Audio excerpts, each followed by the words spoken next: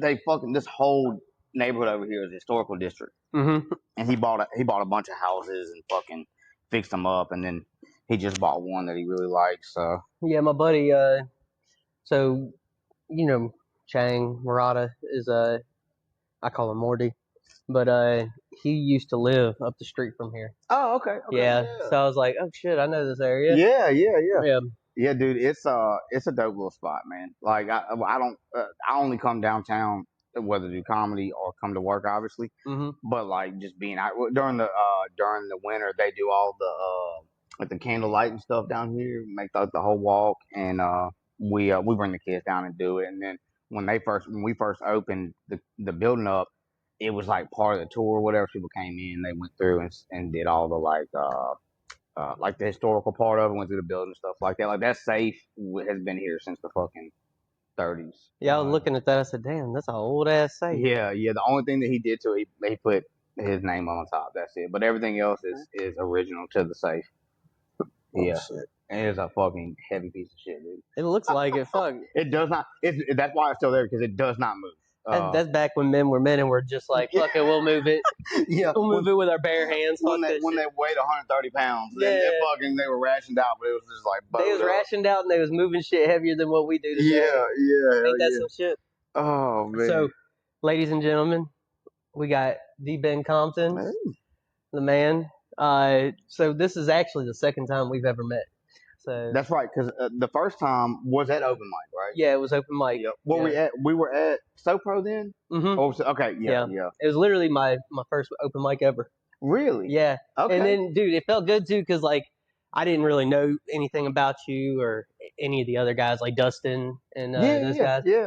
But y'all all came up to me and was like, bro, that was a really good set. Yeah, like, dude, I remember, yeah. I was like, oh, shit. I'm like, dude, this is my first time. What? Dude, that's the thing, man. Like, you do that first time and it hits, it's just like, it's like a drug, man. Bro, you want it. You want it more and more. I do. And, like, I know, like, I kind of got jitters because, like, so the second time I went up and Mary Ryan had brought her parents. And I was like, oh, shit, it was a terrible set. First of all, let me tell you, I love Mary Ryan and I love her parents. I wish if I could be adopted as an adult, they would adopt me. They would adopt you? I'm telling you, man. Oh, they're amazing. They seem like really good people, and she seemed like she was really nice. Oh, yeah, dude. I only met her the one time, too, and that was that night. But everybody's real nice in this area. And so from what I've heard, like I do a lot of listening on other people's podcasts, and they talk about how bad the scene is. Like everyone's always at each other's throats and shit. And it just don't seem like that here. Yeah, man. I mean, you get that in like big markets, man. The thing is comedy's like anything else. It's a crab in a bucket mentality for a lot of people. Because I mean, you have everybody starts at the same level, and it doesn't matter. It doesn't matter whether you blow up on social media and you start doing comedy, or if you're just a funny person, you start doing comedy. Whatever it is, there are certain steps that you just have to do, and one of those steps is be an open micer. And unfortunately, people get caught in that mentality where it's like, I'm better, I'm this, or oh, I should be on this show, I should be doing that. When at the end of the day, we all just comics trying to make people laugh. Yeah, that's it. Yeah. Well, I have this saying, man. Oh fuck, I got something in my eye. Sorry. My saying is, I feel like I was put here for a reason. Most people, they were put here to do things, right? Yeah. Some people put here to be a father. Some people are put here to, inspire others. Yeah. I feel like I was put here to entertain. Whether it's with my comedy or if it's with this podcast. Yeah. Or if I just talk to individuals. Like, whenever I talk to somebody, I want them to feel like they got a little bit better by how bad mine was. Yeah. Well, man, that's the thing, man. Like entertainment is such a vast net. Because you have it can be a stand-up comedy, it can be music, it can be physical art, poetry, whatever it is, as far as entertainment goes. But it's all the same experience. Like, say you come out on the other side of it, and you leave with this kind of connection to people. And that's ultimately, to me, that's what entertainment really is. It's not about the funny or the music or the poetry or the painting or whatever it is. It's about the connection that it gives you to the artist. Yes. So what got you involved in it? With stand-up? Yeah. So I was in the military, and I grew up, I was always kind of a funny guy. I've been small my whole life, so like I'm the smallest in my family. I'm always the smallest in my friend group. So I was just always the funny one, and so I think that's kind of a core for anyone is that in order to do stand up is that you have to kind of think you have to not only think that you're funny, but other people have to think that you're funny, Yeah. And so when I got out when I came home from Afghanistan, I just kind of didn't have an outlet, and you kind of know how it is on the military side, man. It's easy to get caught up in just the monotony of things, Oh, and yeah. always serious and always, even when you're smoking and joking on the other side, there's always some bullshit to do or deal with. And so I had seen Hub City Comedy before I deployed. I had seen Hub City Comedy post a flyer. This was whenever open mic was at the Martini Spot off of, I think it was on Hardy Street, maybe on Westover. I can't remember exactly where it was at. And I wanted to go so bad, and I didn't because I was scared. I deployed, came back, and I was like, well, fuck, if I can do that, like, I can go do an open mic. So I looked it up again. They had moved to the Neal House, which is attached to Keg and Barrel. And I went up for my first open mic, man, and I fell in love with it, dude. Terrible experience, not like yours was. Terrible experience. I grabbed the mic and immediately the cord fell out of the mic, and I didn't realize it. So like the first minute is just me like acoustically doing comedy, and then I couldn't get it back in. So the host, who was J. Evan Curry at the time, he had to come up in the middle of my set and put the mic back together, and then I fucking started over, which you're not supposed to do.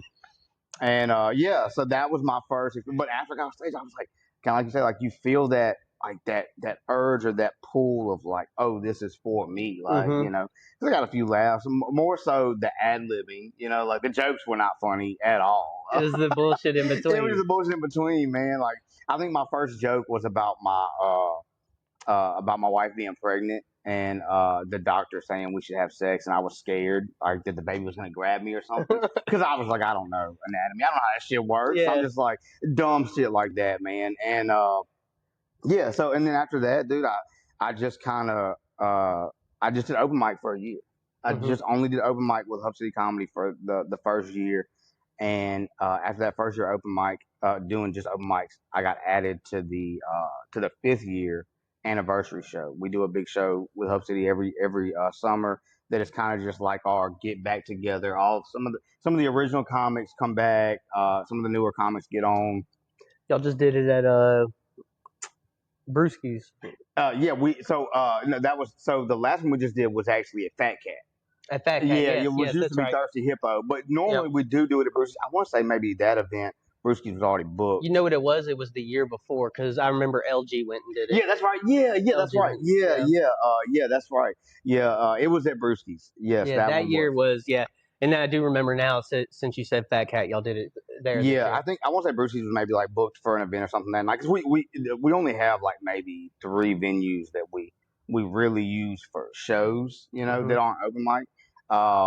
And Brewski's and Fat Cat are obviously the 2 biggest, like the 2 normal ones that we use. And so when I did that, I did that first anniversary show, man, and they recorded the sets. And again, I had a fun set, was not a good set, but it was good enough on camera that I could just send it out. And so I did. I sent it out to all the promoters in Mississippi that I had seen on social media and was like, hey, I just have 5 minutes. Can I do your show?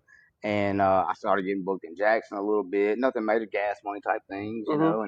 And so I would go and do the shows and come back, and I just started grinding and looked up, and it's been 10 years. Damn, 10 years. Yeah, dude. Yeah. So remind me at the end of this, I got a guy who I want you to contact, or he's offered to help me and Murata. He's done some shit with Bernie Mac back in the day. Oh yeah, and shit like that. He was security for him, and he's trying to start kind of like a little promotion down there on the coast. Oh, dope. Yeah, absolutely. So I don't know if you'd be interested in it, but I know he'd be interested in at least talking to you and trying to convince you. I love to work, so I do.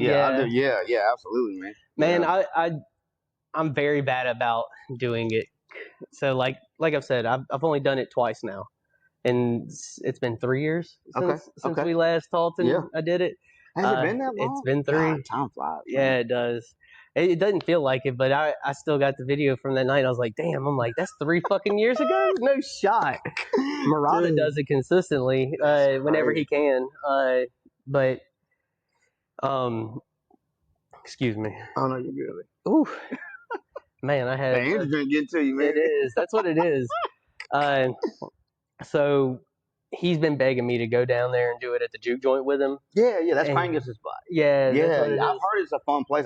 I've never had the chance to get to. Crangus will hit me up every so often because they do a thing where like if you're an out of town comic or whatever, they'll like book you as a feature spot for the open mic, kind of in the middle. And it never coincides where I can get there, but I've always heard it's a fun place, fun spot to go That's to. what I've heard.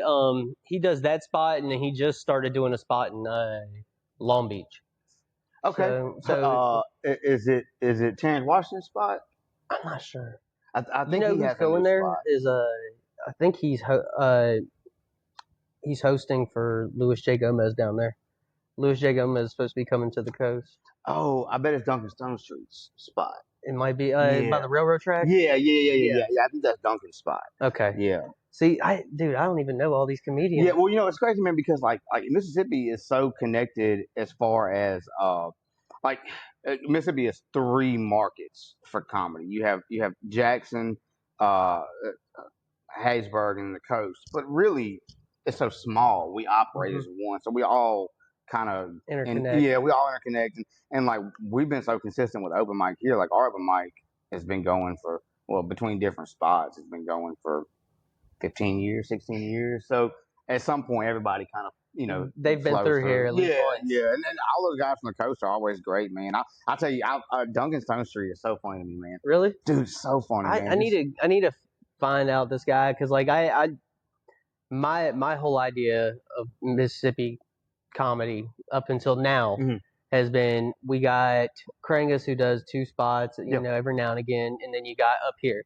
Yeah. And then if you wanted to do anything else, you was going outside the state. Right. I didn't know that there was all this, there's comedians down here and like there's a bunch of us. Yeah, man. I mean, it's a small group. Like we're. I say us like I've done it a lot. Well, hey, look, you done it, man. You part I of love it. Once you're in it, man, you're in it. It's one of those things where we're, for Mississippi at least, there is equivalent to us across the state to what cities have, like a Houston or a Dallas or a New York or an LA, a bigger market. We're just spread so far out.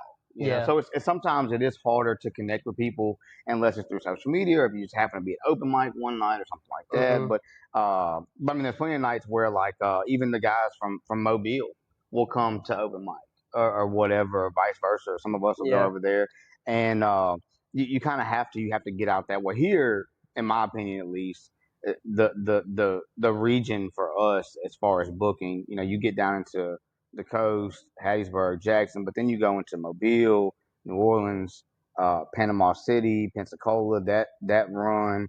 And then I've done a lot of Memphis, man. Memphis has always been a real good run. That kind of gets looped in with, North Mississippi. But now, what comedians have you worked with a lot? I think you've told me you worked with Kevin Hart. Yeah, so I did. So I was featured on Heart of the City on season 2, which is what it was. It was a showcase show that Kevin was doing. Essentially, he would go to smaller markets. Some of it was bigger cities, but a lot of it was smaller comedy markets, not your LA and New York. Like I think the first season they went to like Atlanta, and I think in our season we had us. I think Seattle, Washington, Phoenix, Arizona. I want to say maybe Denver was part of ours. I can't remember, but anyways, and it just showcases those smaller markets to show that there is comedy in these areas that you don't think about, And so I was featured on it, and then let's see, that was season 2. It aired on Comedy Central, and after that, man, I kind of just had the opportunity to book out a lot.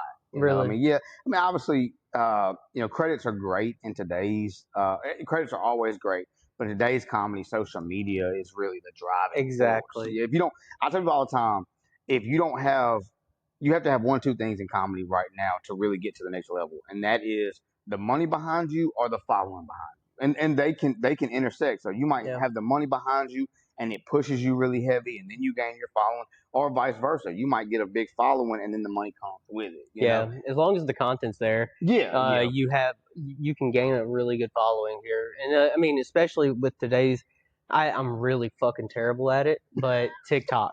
Yeah, Like I don't have anything on TikTok, but if you go to my Instagram, I'm fucking posting consistently. So man, I tell you, like I had to look at it like this, and I had to break it down, and I've listened to a bunch of videos and a bunch of podcasts about it, and talked to other comics about it. Is you want your base to be your meta, your Facebook, your Instagram. That's your base. Those are your people that if you see them on the street, you dap up, you hug it out, whatever.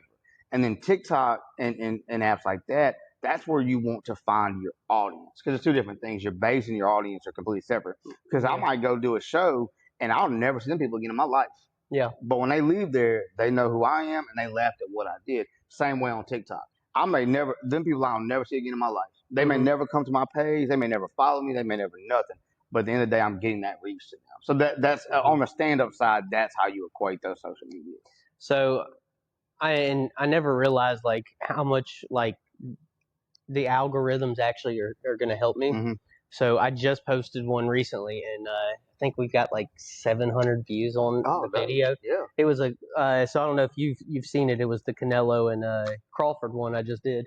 And, yeah. And my buddy looked like he was good, like he was talking shit, and Canelo was talking it back. Yeah. Not Canelo. I'm sorry, Crawford. And that one's already got like 700 something views on it. That's dope. And I was like, bro, this is like a weekend. Yeah. And I was like, oh shit, and I started doing the math. The algorithms plus the hashtags are pushing this out more. And I was like, damn, man, I need to get better on TikTok. Well, you have like, so the algorithm will push you out, and it's so funny because like we talk about it like it's this this force, but really what it is it's just a computer. I mean, it's just a computer program. Like, it's attaching you to what people already are looking at. Yeah, and if you can get to the For You page, that is obviously great. But in my opinion, it's more at first it's more the quantity over the quality, and then you kind of nail into what your quality is. So like, man, early on I had videos on social media that was just, you're using sounds and you're doing little goofy things or whatever. And then now I've kind of found this thing where I almost use social media as like an open mic. If I have a bit that I want to work or whatever, I'll sit in my car and I'll just run through it real quick, 15, 20 seconds, and then put it out. And that's kind of become my social media gimmick or my bit or whatever. Okay. It's kind of like how before when we were talking about it before the podcast, my way of practicing things on people. Same thing. Same thing. Yeah. Okay. Yeah, because what you want is you want to have that content for people to come back to. So if somebody finds your page or my page or anybody's page that and it's for a comedy aspect or whatever, well, the way to get them to come back is that when they swipe over to view your profile, if you've only got 2 or 3 videos, well, they ain't gonna do them nothing. But if all of a sudden they can scroll through and get lost in it, then you're hitting again. It doesn't have to all be the same thing or all be the best. Oh man, content. now that you say that, I noticed that. I do that shit. Yeah, I do that shit. Like I'll just be scrolling, and it'd be like stupid shit, like someone working on an old school truck. Yeah. Like it knows what I'm looking for, and then I'm like, next thing you know, the more videos they have, the more I'm looking. Mine is the no soliciting right now. That's like my thing, man. I love it. What is that? You haven't seen those? No. So it's like the because look, I did sales for a long time, and so like I get it. Sales is sales, and you got to do what you got to do. But it's like these videos from people that have like no soliciting or don't want solicitors, and they still get their doorbell rang. It's just them freaking out. And it is just so funny to me, only because I've been through that. You know what I'm saying? So like, it's just so funny to see on the other side. I'm like, oh man, that's wild. I've never seen those. That's funny. Dude, that's a rabbit hole I will go down. That, and for whatever reason, I know it shouldn't be funny, and I probably should enjoy it. But the eviction videos. Oh. I don't know why, man, but those just get me every time. I'm just like, bro, what's? And I will go through like it'll be like part 57, and I'm into it, bro. Like I'm like, let's go, let's see what. I'm just thinking, are they gonna stop? Are they gonna? Because the whole time they're like, I just paid up my rent, and they're going through it, man. And it's there's like one dude, I think he's out of Memphis, that is like that does a lot of them, and he just has his body camera, and that's what the point of view is, just his body just camera. His body cam. Yeah, and so like and it's just him through the eviction process, and it's that's one of those things that like it's not a comedy thing, but it's just a content thing where that guy you already getting paid to do your job. Might as well Now get you put paid it out. more. Now you're getting paid more. Yeah. Yeah. I mean, So I guess let's tell us a little more. Like what your Army career? Yeah. And then why you got out? Yeah. So I got in fresh out of high school. I didn't really know what I wanted to do, and I tell you all the time, man. Like the military is the best stopgap you could ever have in life. Yes. Because it's going to pay you, it's going to feed you, it's going to clothe you, it's going to give you a roof over your head. Even if it's just a tent, it's going to be something. It's going to be a roof. You're going to have something over your head to get out the elements. And so for me, I didn't really know what I wanted to do. And I knew school wasn't really for me, like college. I didn't like school. And so, anyways, I joined up at first out of high school. I go to basic. I get attached to the 857th out of Picayune horizontal company, and I was a heavy equipment operator. 12 November at the time, 21 Echo, but now it's 12 series. And so I got in. I had been around that unit basically my whole life. So my dad was in it. They went to Iraq 03, 04, and then when they came back, he went AGR and was he was the training NCO for the unit. Okay. So again, I'm just kind of at home. I'm like, this is perfect for me, and I was able to pick up orders at Camp Shelby with range control. And so I did that for a while, and then we deployed to Afghanistan 12-13. We had 12-13 with 857th, and I came home. And when I came home from overseas, I took a promotion in the company in 857th. I took an E5 slot, and then I got offered a full-time job at Shelby, but it was a state position. So it wasn't a lateral transfer like you would have for like a Fed Tech or something like that, or an AGR. And so I kind of had to do a little backdooring. Long enough now. It's been long enough now. I can say I kind of called in a few favors and did some backdooring. Anyways, got transferred out of that slot into an NCO slot at ISU in range control. Okay. And I did that for hell. Let's see. I got in 07, 08. I'm sorry, I got in 08, and I got out in 2017. I'm sorry. I got out in 2018. By the time all my paperwork and everything was done, I got out in 2018. So for those 10 years, I basically did just 857th and ISU. Okay. Here at Camp Shelby. Yeah. So everybody's probably already heard my side of it. I'm just going to give you a little rundown. Yeah. I was at Camp Shelby for my first, I want to say, 4 years after I got out of AIT. So I did split up, joined in high school. Oh, that's tough. How was that? I had guys that was with us that was split out, but I would think it would be harder. It was hard, but it was so fucking corny looking back now, because I came back thinking I was super soldier. Yeah. And I'm in high school like, you fucking bitches. Yeah, do you know what I just went through? Yeah, dude. Yeah, you don't know what I did this summer. Because you did basic, you went back to school, then did AIT. Right? Yeah. So you come back thinking you're fucking super soldier, hanging out with these fucking people who you're like, you're fucking losers, dude. Yeah, you don't know what you want to do with your life. Yeah. I didn't even, I was like, I fucking did something. Yeah, oh, y'all spent the summer living your life. Guess what I did? Yeah, you had fun. Yeah. Guess what? I hated myself every day. I ate MREs and sucked. Yeah. Man. I met good people who also hate themselves. Like it was okay. Like come back just yelling at Soldier Street. I'm a member of a team. Jesus, dude. I kept my head shaved the whole time. Like a fucking dumbass. Yeah. Like I got pictures. My wife hates this now because like we'll go back look at pictures and it's all me just bald as fuck. I look like I was a member of the KKK. Dude, that is bald amazing. As shit. That is amazing. Oh, dude, I hate looking back at it, but I'm like, that's so funny. Like, yeah, dude. Yeah. I came back thinking I was super soldier, did split op, and then I went to AIT 4 months after graduation. Okay. And both of them were Fort Jackson. Okay, yeah. So I went Fort Jackson for basic, and I went Fort Leonard Wood for AIT. Okay. Yeah. So you got in 08, you said? Yeah. So I got in 14. Okay. And then I went to Camp Shelby for 4 years. I was the worst soldier you could ever fucking be. Bruh, I ran the ID card machine up there at Shelby. Yeah. I would close down half of the day and say the machine shut down. Dude, that is so amazing. And let me tell you something. I hated you. Bro, I'm not saying it was just let's change that. Yeah. Sorry, man. I remember trying to go get shit done at 1001, and you would just go because dude, it would suck, especially like being a range patrol because you're working on the ranges all day and you have to leave from way out the middle of nowhere to get to one, just for everything to be closed down. It's like I hate it here.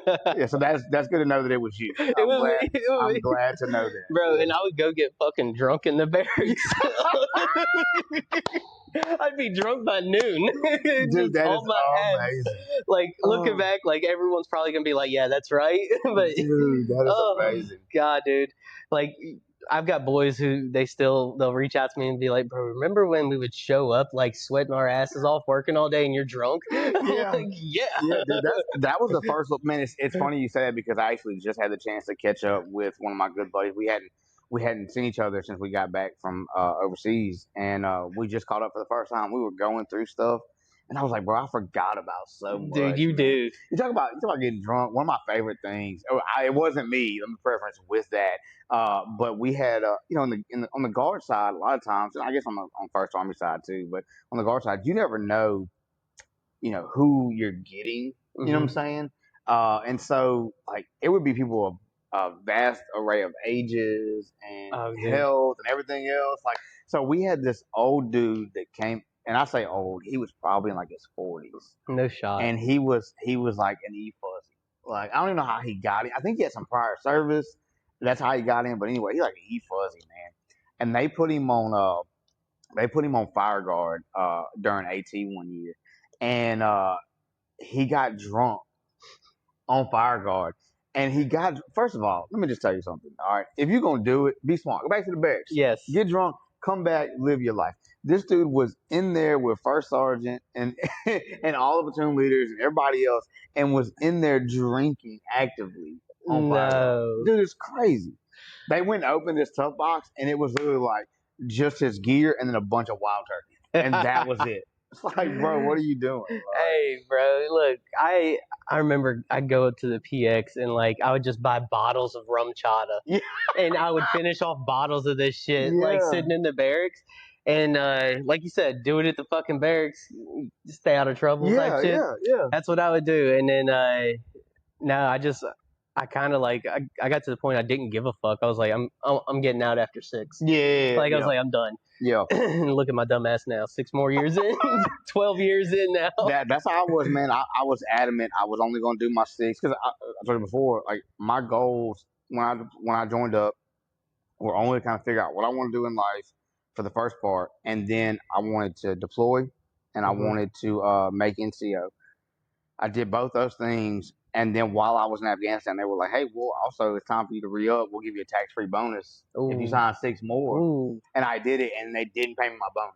No, they didn't. Yeah, because I transferred out. So I did all that backdooring, and it was right when my bonus paid out. Bro. Yeah, so and because I wasn't in the slot that I had signed the contract for, they wouldn't pay it.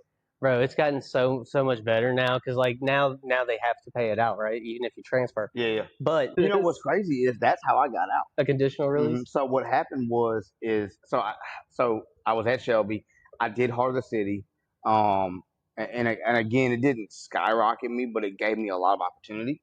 And so I was doing a lot more shows, a lot more things. And I was gone, like, and I was just you'd have drill, and you got AT, and then range control. Man, you would.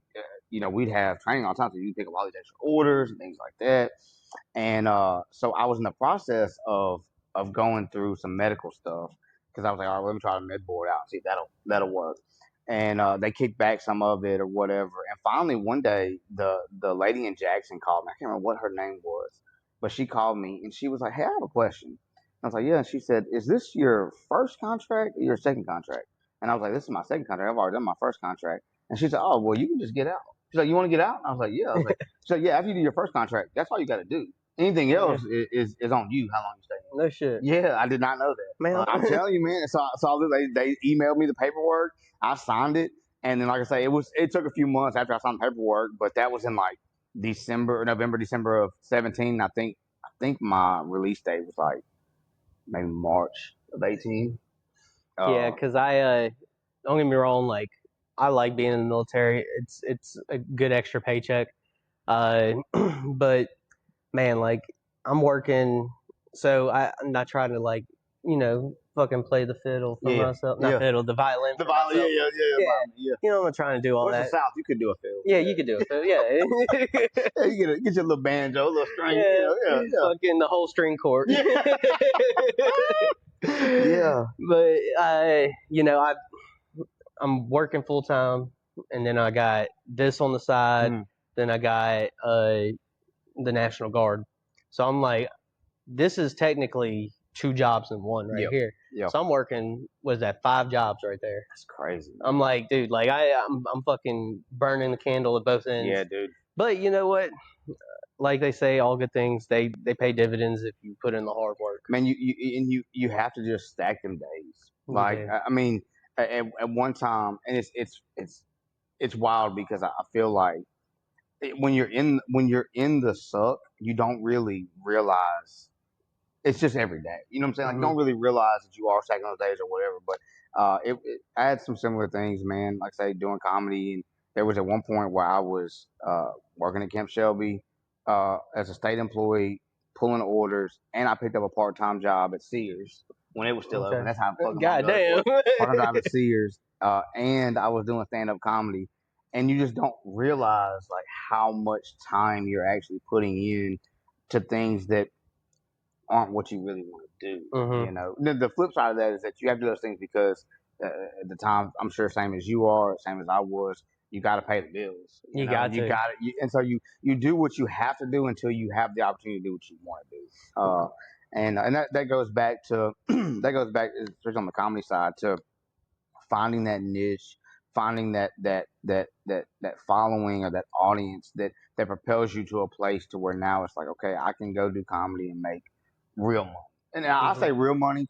People are always like, how much money does comedy pay? It's like, it don't pay that much. If it did, I wouldn't have a regular job. Yeah. You know what I'm saying? I'm, not to toot my own horn, I'm really good at this shit. You know, so like, if it paid that much, I wouldn't still be doing some of the things I'm doing. But I said, it's like bill money. Real money is bill money. So have you attempted going to the Austin scene? I haven't done Austin yet, man. So 2026 on my goal list is Austin.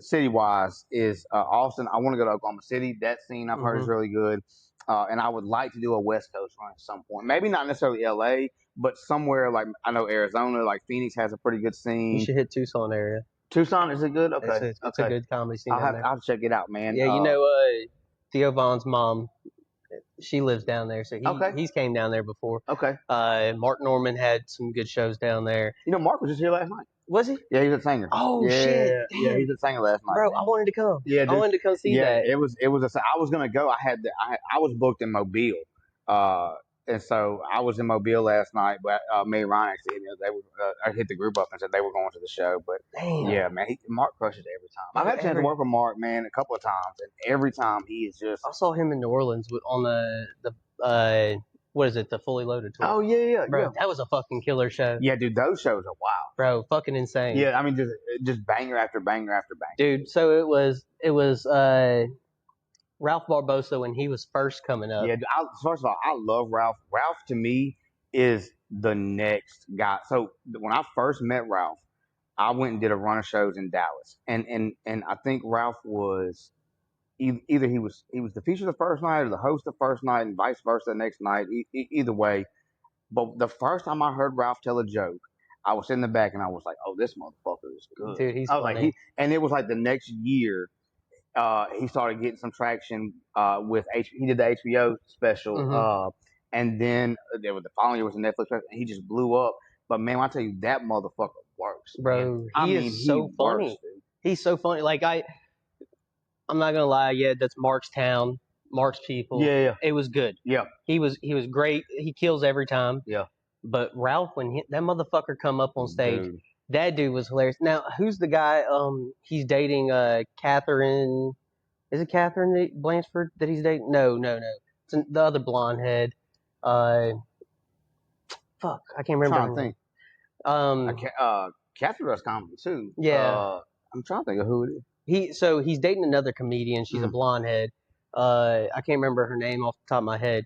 But this dude, he was up there. He's killing. Like, he's making us laugh. He's talking about Catholic priests, and this fucking dude starts storming the stage. What? Dog, I was like, no, I'm witnessing this in real time, bro. Fucking security guy, boom, Dude, that's crazy. dog, and he's like, I wonder who it was. oh fuck, damn, Because I want to say, I'm trying to think of who I was. I know like Mark, Ralph was on that run. I think Big J was on that run. Big J, what he so that was the thing too, is Big J and Shane both didn't make it to that show. Yeah. But they were on the fucking next show in another city. Oh yeah. Bro, so I've been trying to see Shane for years now. Oh, dude, Shane's so funny, man. Shane's funny because he's just one of the bros. Bro, that's why I love he's just him. one of the bros. Like he's not telling jokes, bitch. That's him. That's just who he is. Yeah, dude. Okay, so let's see. I'm pulling it up now. So you had. Oh no, Big J was there. I don't remember him going up though. It was Chad Daniels. Chad Daniels. He's. I feel like I've heard that. I can't put a face with it though. So I'll look him up. Chad Daniels, and then Tiffany Haddish was there. That one was fucking hilarious. Oh, Tiffany Haddish, yeah, bro, Tiffany. She started picking up some white boys at the front row. Yeah, man, Tiffany. That's one, man, and you know you don't really think about it, but a lot of times in comedy, it's Kelsey position. Cook is the girl. Oh yeah, okay, yeah, okay. So yeah, I definitely wasn't putting that face with Chad though. But yeah, no, okay, yeah, okay. I was like, dude, what is this guy's fucking name? Yeah, okay. But yeah, he was good, like really good on stage. His comedy's gotten a lot better since then too. Yeah, dude, it's crazy to see, like, just in that 3-year period, the amount of like how their work has taken off. Like everyone on that roster right there. Yeah, like the work has went. It's gotten exponentially better. It's the more time you're on stage, the more natural you get to become, man. So like when you first start doing comedy, you don't have a voice. You honestly, you're just emulating whoever got you into comedy. Like for a long time, man, people like I sounded just like Kevin Hart. That was a person. Although I came up and I loved like the Eddie Murphys and the Dave Chappelles, and I watched the Comedy Central Presents every Friday night, things like that. Although those guys were funny to me, Kevin was the one that was like, "Oh, that's who got you into it. This is somebody who does things or thinks like I think," And so the first probably 5 years of my stand-up career, that's just who I sounded like. So mine. I know I'm like bringing it back to me, and it's like I'm one of those. This is one of them podcasts where like I'm gonna tell you something and then it's like bounce off. Yeah. I don't want you to be like, this motherfucker like to talk about himself, doesn't he? No, man, no, not at all. No, so I remember I was working working for the company I do now. I was working nights, and I had gotten really big into podcasts, and I was listening, and Joe Rogan said, if you're funny and like people tell you you're funny, you should at least try it. Yeah. And I was like, I don't know. Well, then I moved to this unit where I met Murata Chang. Yeah. And like, I remember I had taken like an extra Adderall that day on accident. Just double dose. Yeah, because like I was so nervous. Like it was my first time moving units, and like I was meeting my soldier for the first time. Yeah. And we went and ate, and I'm like, fucking, and like I was like, bro, you're funny. We should do comedy. We should do stand-up. We should do a podcast. Yeah. Like day one. Yeah, just in the trenches immediately. Like, let's get it. Yeah. He's like, this fucking. He told me like 2 years later. He's like, dude, I fucking thought you were insane. Oh my god, man. And he's like, I can't even believe how insane everything you were saying actually sounded. That is so amazing. That's how it goes, though, bro. Like, it's not just in that setting. It's like anytime like you dive into something, immediately it's 100 miles an hour. We're gonna do everything. Bro, it was 100 miles an hour, and then you add that extra, and you're like fucking 250. He didn't even get a word in, and I was just telling him, I'm like, bro, we should do a fucking podcast. Oh my god, man. It's funny though. You talk about like Joe saying that about like if you're funny and people tell you funny, try. I tell everybody to just try stand up one. If you like watching stand up and you think I would like to do this, just find an open mic and just do it one time, because the worst thing that's gonna ever happen is you're gonna suck at it, but you're not gonna love it any less. Yeah. You know, so I grew up playing sports and doing things like that, and I tell everybody there's levels to everything. Like for example, I was not a football guy; I was a baseball guy. Oh yeah. I played football through at some points in my life, but football wasn't for me. But I love watching it. You know what I'm saying? And love learning the game and the ins and outs of the game. But it just wasn't for me as far as doing it. So it's the same thing with stand up. It's like, okay, well, you could get up there and try the open mic and realize, oh man, I still love stand up and I want to watch all the stand up and be around stand up as much as I want to. But stand up comedy is not for me. That's the worst that's gonna happen. But at the end of the day, the best thing that could ever happen is you fucking fall in love with it, and then now you're actually doing the thing that you love. You know. Yep. That was my whole thing. Is like I sat there, and it was actually during annual training at Camp Shelby. We were sitting there, and he's like, "Bro, we're doing stand up tonight," and I was like, "What?" He said, "Yeah, we're doing stand up." I said, "You sure, man?" And I sat there, writing in my little green notebook. I'm writing fucking this joke down 100 times. Yeah. And I was like, "Bro, I'll say it like this." I'm like, something about dykes or something like that. And I was like, "Nah, I can't say that on stage. Someone will get fucking mad." And then sure enough, I go in there, and the one joke, cause like, what is it? 2 minutes you have? Well, it varies. It's 3 to 5 usually, but it varies depending on how many people sign up. A lot. The least we ever do is 3, but that's got to be like a long ass list. Yeah, I think it was 3, and I ended up doing half of that, so I did 1:30.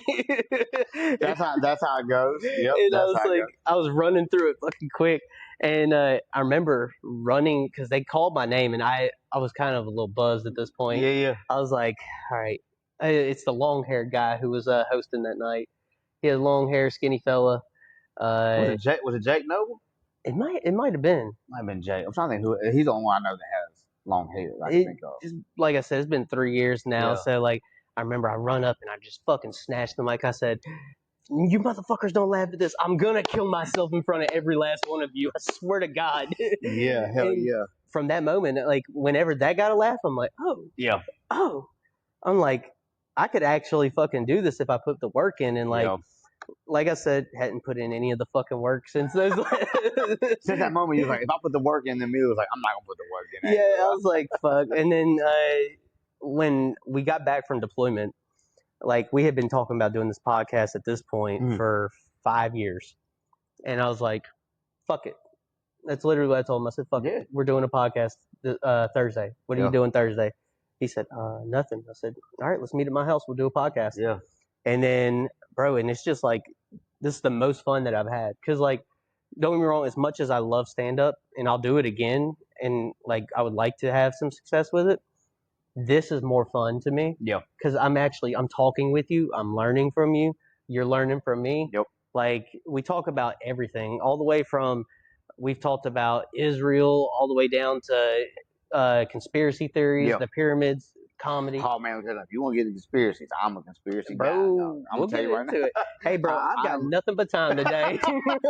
I'm a conspiracy guy, man. But it's funny because, like, man, you find that the more you do, the more you're around comedy, and I use comedy, but it could be any form of entertainment. You kind of find those little, I call them side quests, but like a podcast to where like that's your thing that is your outlet, and then that's what grows your comedy. You know what I'm saying? Yes. And same as we talked about social media earlier or whatever. You know, it doesn't have to just be stage time. 20 years ago, yeah, it mattered. You got to be on stage 24/7. Get up 5 nights a week. Now, I mean, you can go to New York right now and get up 5 times a night for 7 days a week and still not be funny. Yeah. You know, or you can work on your craft, do your podcast, do your social media, do whatever. Find your voice, find your thing that works. And then also, not only that, man, sometimes just every crowd is different. Every crowd. If you don't, and that's the hardest thing I try to tell people about comedy, man, is that when you see a stand-up comic who is at a level like a Mark Norman or a Ralph Barbosa or whoever like that, they have an audience. That room is there to see them. Yep. It does. They could make a shit noise. It doesn't matter. They're just gonna get a laugh.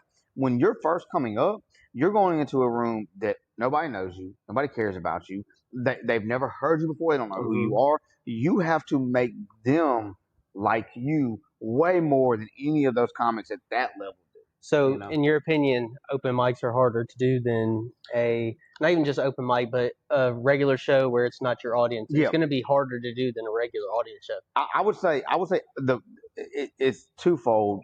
Mm-hmm. I would say in some ways yes, more so because like if you go to an open mic and it's just comics, uh, you're not gonna get any laughs because those comics are just they're just gonna work their jokes. They don't give a shit what you're talking about. You know, Yeah. they're in their notebook or whatever. Now, a lot of times at our open mic, we have a crowd, which is not usually the case at most Mhm. open mics. We just have again, we've been doing it for so long, and it's more of the scene than the open mic. It's Hub City comedy. It's not just open mic, and so if you get an audience that's a hot audience at the open mic, yeah, you can go in there and crush because they're just there to have a good time. They don't give a Yeah. fuck, you know.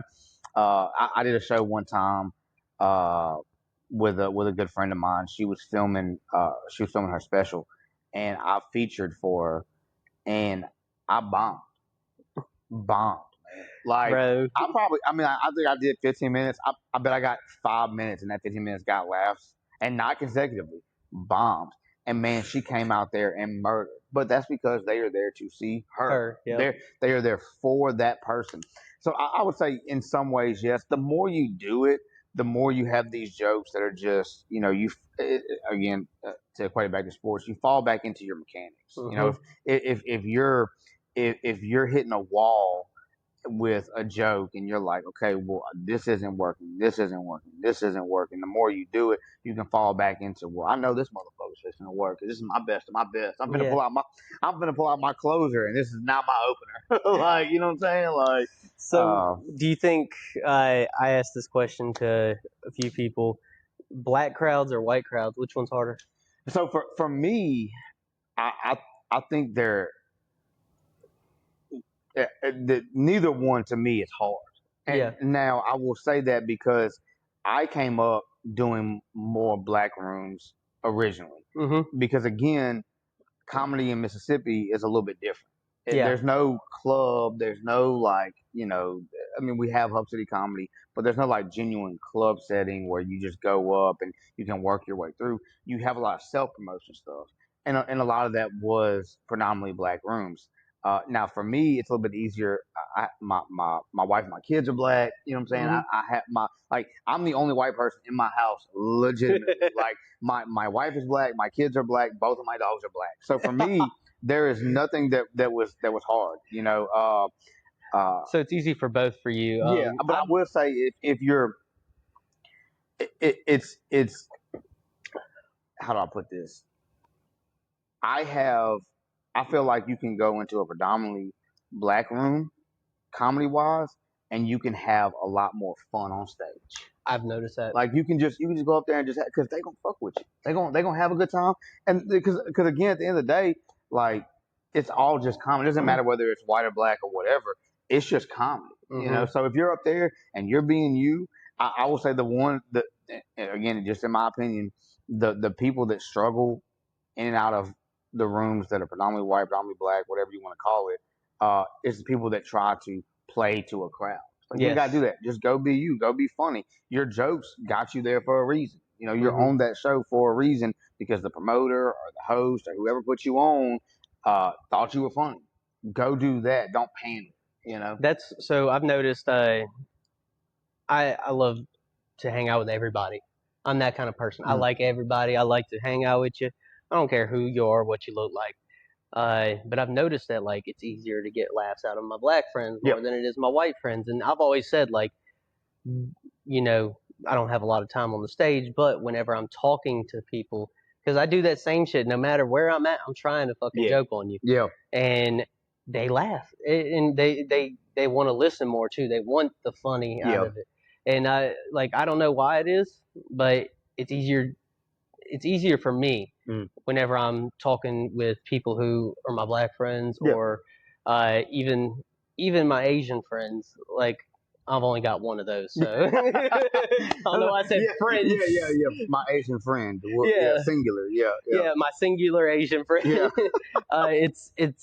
It's easier to tell jokes to them. Don't get me wrong, I'm still gonna joke around no matter who the fuck I'm around. Yeah, for sure. Yeah. But like the laughs come a little bit easier, Yeah. and they're more honest. They're Yeah. more honest about it. So like, I think the best comedy crowd in the state of Mississippi is at a Wody show. I don't know if you've ever been to a Wody show or not. no, So Wody does a monthly show here in Hattiesburg. It's at the Comedy Crack Up. They do it at the Jackie Dole Community Center.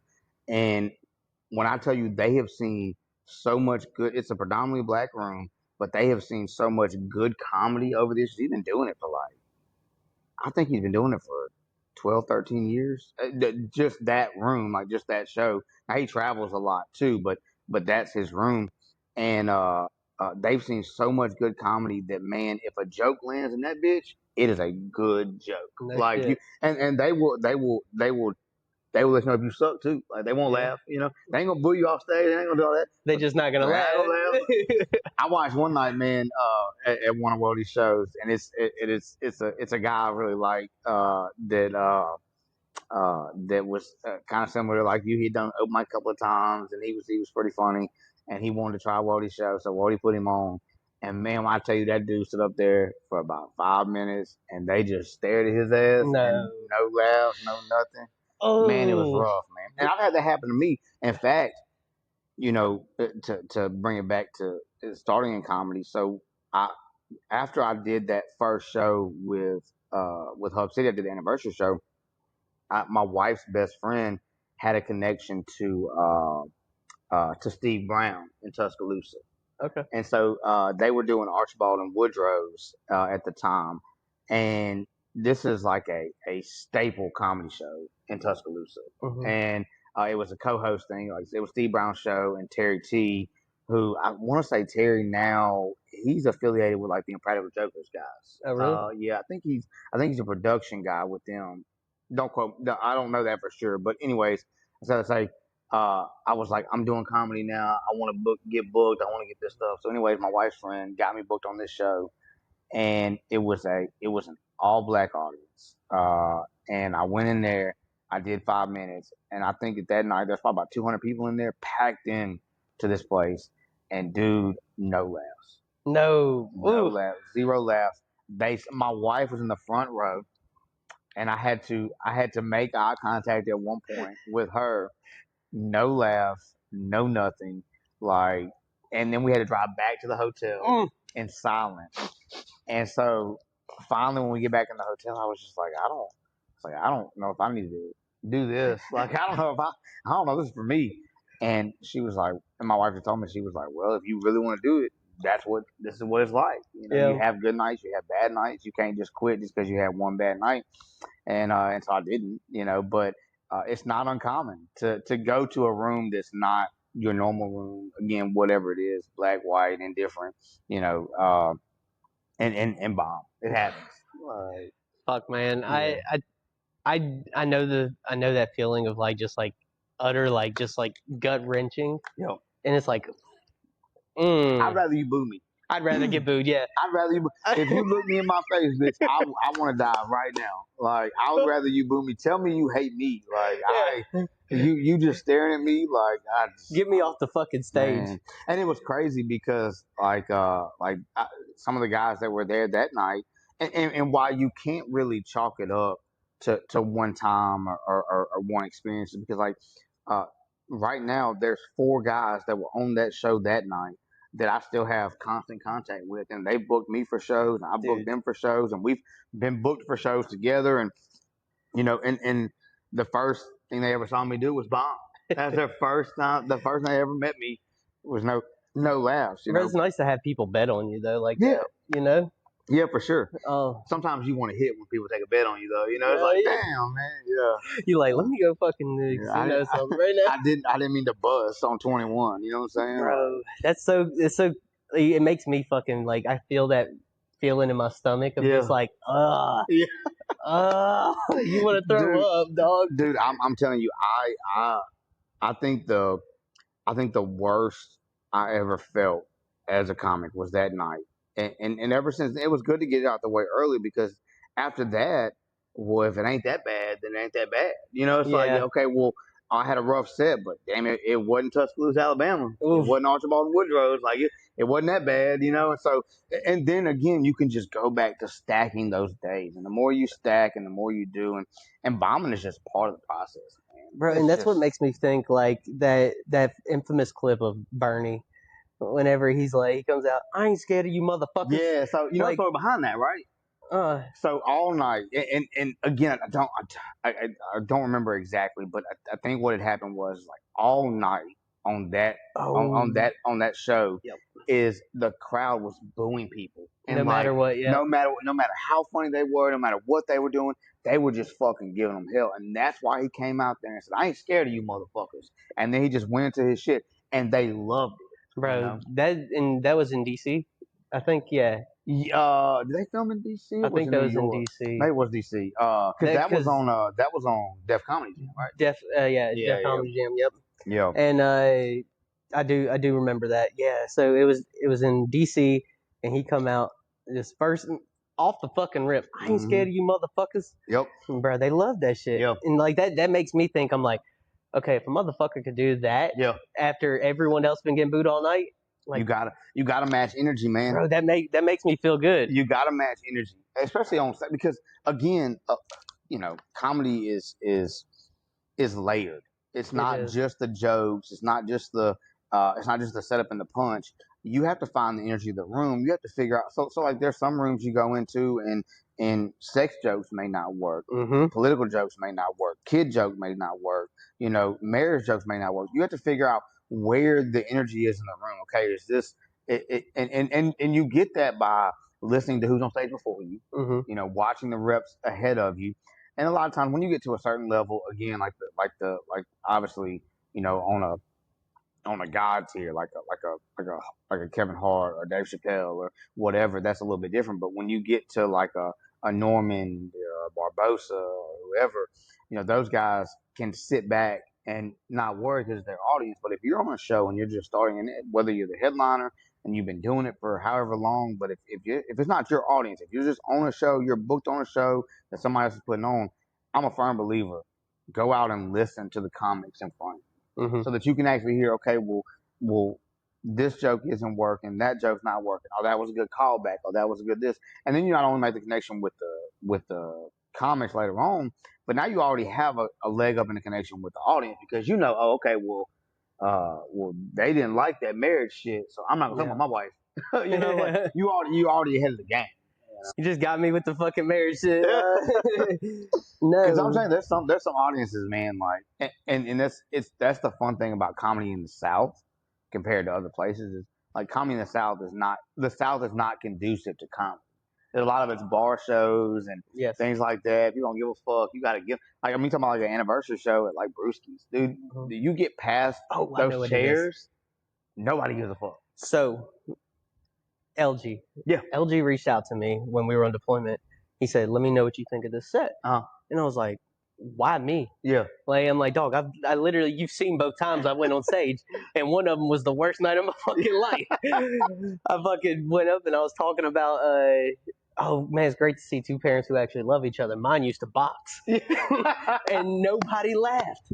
Nobody. And I was like, domestic violence at its finest. Yeah, I said, so like, you talk about that, like it was weird to have LG, who's been doing this for years now. Yeah. He reached out to me to see what I thought about something, and he's like, I just kind of respect your opinion on it because you're really good at telling jokes.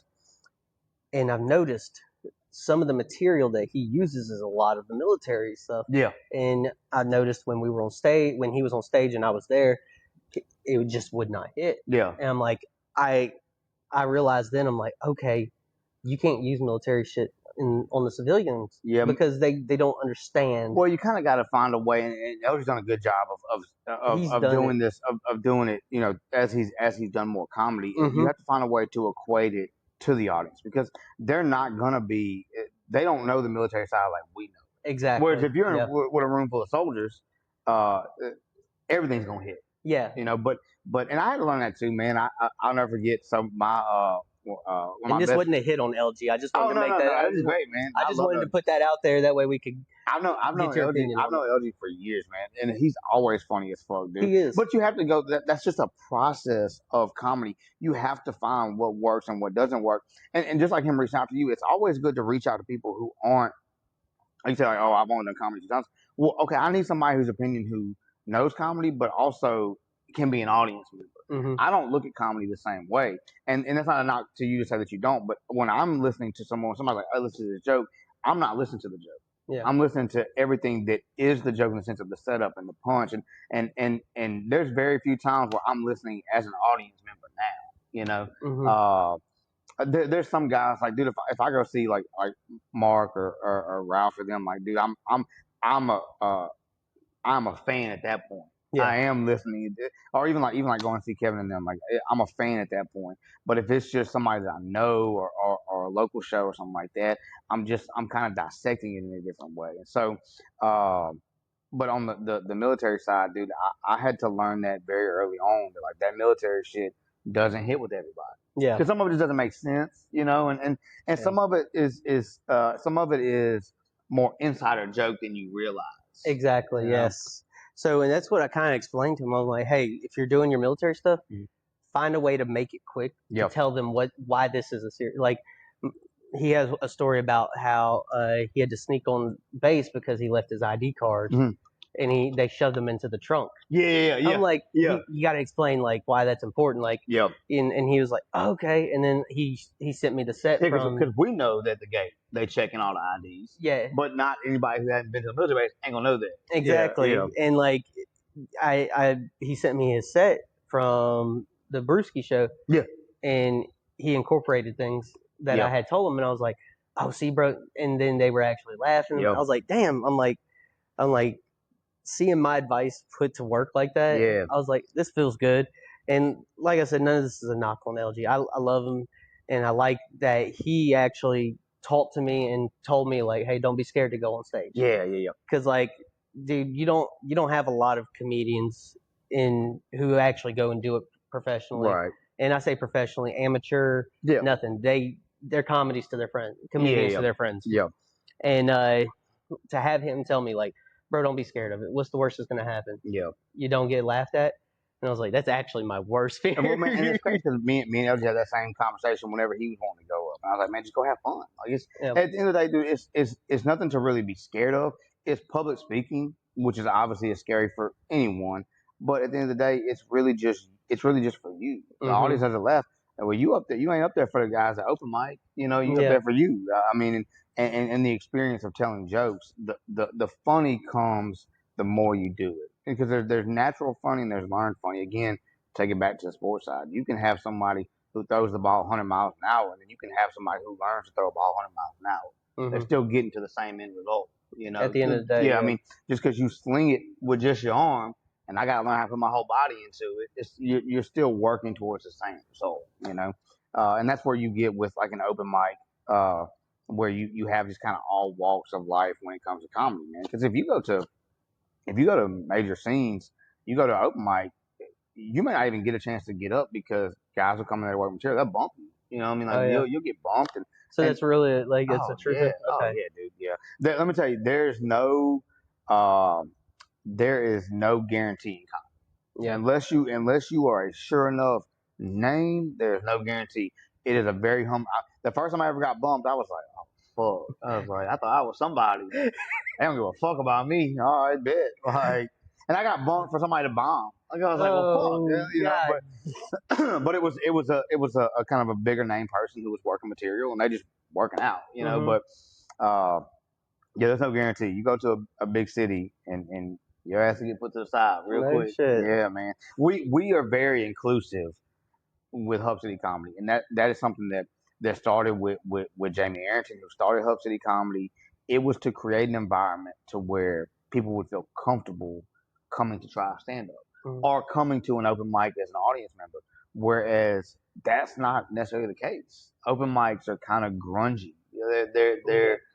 They're not a very inclusive environment as far as I should say inclusive. They're not a very friendly environment a lot of times. A lot of times it's just, again, you could have a room full of just comics and never get a laugh.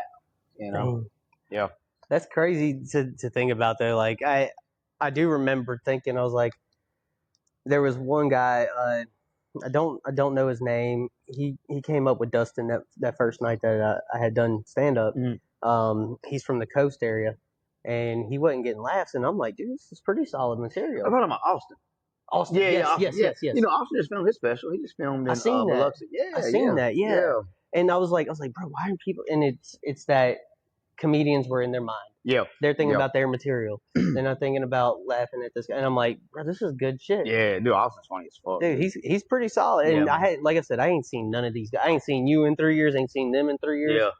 But I'm like, to see him film that special, I was like, oh shit. I'm like, yeah. So it was just that incident because it's the open mic scene. Yeah. Guys are thinking about their stuff. They're worried about when they go on stage, am I going to get laughs? Yeah. It's again, it's really just getting reps in, like at open mic, and I tell people, like, a lot of times what happened at open mic when we first started is everybody wants to have new material trying to go up, and you don't want that. Dude, I worked the same 5 minutes for like 4 months. Really? Because you're just trying to get it down. And I'll still go work some older jokes at open mic if I feel like I want to change something. Or I feel like, okay, well, I need to put, because again, for me, jokes are a little bit different. Joke writing is a little bit different. I'm not really a set up punch comic, one-liner, zinger type comic. I'm more of a storyteller style comedian. So 3 minutes to 5 minutes is kind of hard for a storyteller. You have to kind of get into a groove or whatever. Well, I'll go work other older jokes, and I'm like, okay, well, I'm gonna put more inflection on this word, see how that goes. Well, let me change out this word for this word because I don't want to do that shit. I'm getting paid to do it. It's like, you once you're doing, in my opinion at least, until you get real good at it, and if you're getting paid to do comedy, fucking give it 100%. Give it whatever your best is. If I'm doing open mic, I don't give a fuck if they laugh or not. Don't matter to me. Like, I'm there for me. I'm not there for them or the audience or whatever. Now, how do you work your not work? When you have an idea, what do you do? So a lot of times for me, I like to talk through it. I mean, I'll write some stuff out, but like a lot of times I'll start with a premise, and I'll just kind of work. I'll kind of work it in my head. I'll talk it out loud and say, okay, well, what if I say this? What if I say that? And then once I kind of have it where I've talked it out pretty good, then I'll put it on paper, try to take out my filler, and then get on stage with it. Okay. Yeah. So I've noticed with me, I drive a company truck, so I can't just pull out my phone real quick, type it down, because they got fucking cameras on us now, bitches. So my Apple Watch, whenever it was working, I fucking busted the screen. Oh shit! I would hit the record. And I would just talk. And then I'd have 5 minutes of me talking about what I think this joke should be. And dog, I've got like probably about 20 minutes of me just fucking talking total. Yeah, voice memos are a game changer, man. Dude, it makes such a difference. And then dictating. That fucking helps too. If you can, just again, this is just kind of my process, but I feel like if I can hear it, I can work it a lot better. Whereas if I'm writing it down and I was like, and I'm reading it and I'm going through it, whereas like if I have, like, I'm gonna put a voice memo on and just talk it out in that moment, and then go back to it and say, oh well, actually that's kind of fucking dumb, or actually that might be pretty good. Let me try to do whatever. And a lot of my comedy is based around lived experience, which most comedy is obviously, but I just mean a lot of it's based on my wife and my kids and some of the military stuff and just experiences that I had in life. And so a lot of it is working through even memories. I mean, like, well, that was something funny that happened. How can I make it a joke? So I've got two where like that was absolute hitters, in my opinion. The one that I told you earlier. My wife's sister's friend came into the house and was like, "Man, I can't find my strap." And I was like I about jumped. I was like, "Bitch, what do you mean?" It was like, "You lost a gun in my house?" She was like, "No." I was like, "Oh." And then I sat there. I said, "Oh shit!" And I started writing. And she was like, "You're not making a joke about me." I said, "You want a motherfucking bet?" And then another one, we were talking about like childhood like rumors, and one of them was Marilyn Manson. Oh yeah. cutting his ribs out. Yeah. And I was like, you know what? I'm like, that's kind of like you in North Korea and you fucking, you know, you overhear your parents talking about buffets and shit, and they're like, no fucking way. They don't fucking cut their own feet off because they get so fat. No fucking way. Yeah. Just like no fucking way he cut his rib out to suck his own dick. You know? Fuck, yeah. So like that's shit that I was like, I sit there and like I don't say it's like lived experience. Yeah. I guess it kind of is. Yeah, but I mean, it's you kind of found the funny in that moment and made it, you know, and made sure. But that's the thing. Like comedy is all about experience. You know, you walk down the road and something happens, and you find the funny in it. You can make it a joke. You know, that's like I have a couple of bits about like homeless. Like, I cannot stand homeless people. Me I too. just cannot. Me too. And like I know that's probably bad. And when I'm on stage, I don't give a fuck. I'm like fuck them homeless people. But I know that they struggle in life, and I get it. But like there's two instances where like it was something small that happened that wasn't even that serious. Like for example, so one of them is I don't like homeless people because they give you the worst advice and try to charge you for it. And like I went to the gas station to buy beer one day, and this homeless guy stopped me with the beer, and he said, "Hey, young man, I see you with that bottle. Let me tell you about that bottle. That bottle made me leave the one for someone. Now I got no one. Let me hold $2." And it's like this whole thing that I go into on this bit, and really that interaction I had with that homeless guy was it was legit like a homeless guy asking me for like a couple of dollars at the gas station one day, and I was like, man, I bet he had the love of his life and he's just down in the streets, and you just build this whole thing.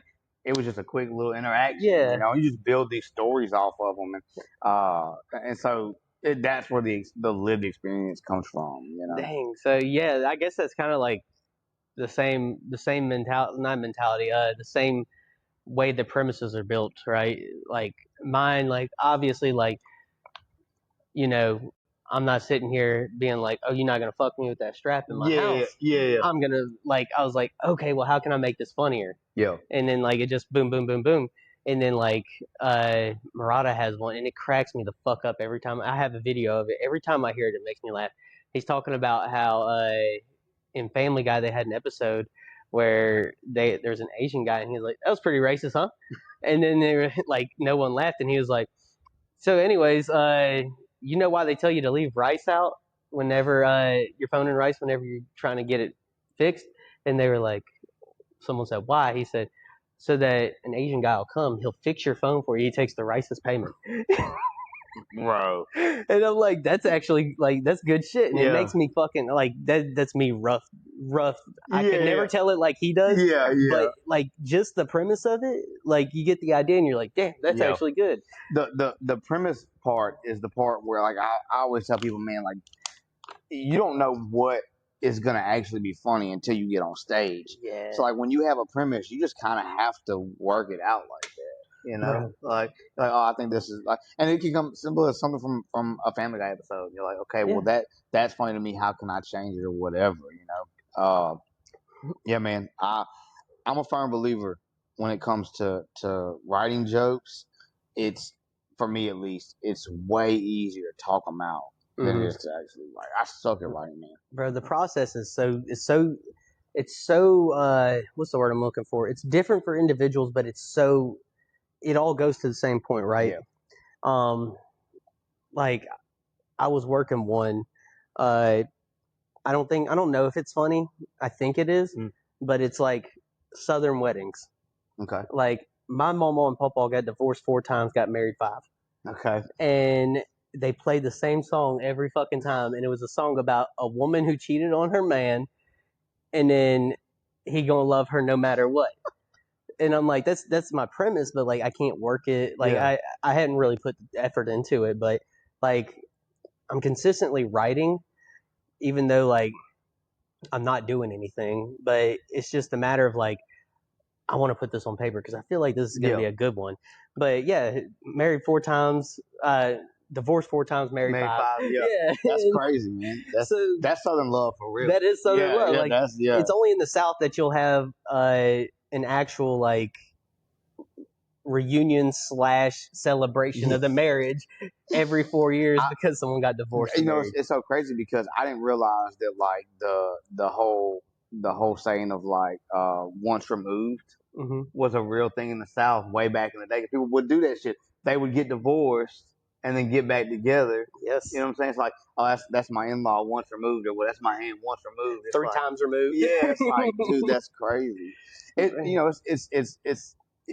Again, the process is all the same. It all is. You're all working towards the same end result, which is to get the joke. The way that it differs is how you get there, because you have a you have a bit there. You have a premise there that's like, okay, my grandparents got divorced 4 times, married 5.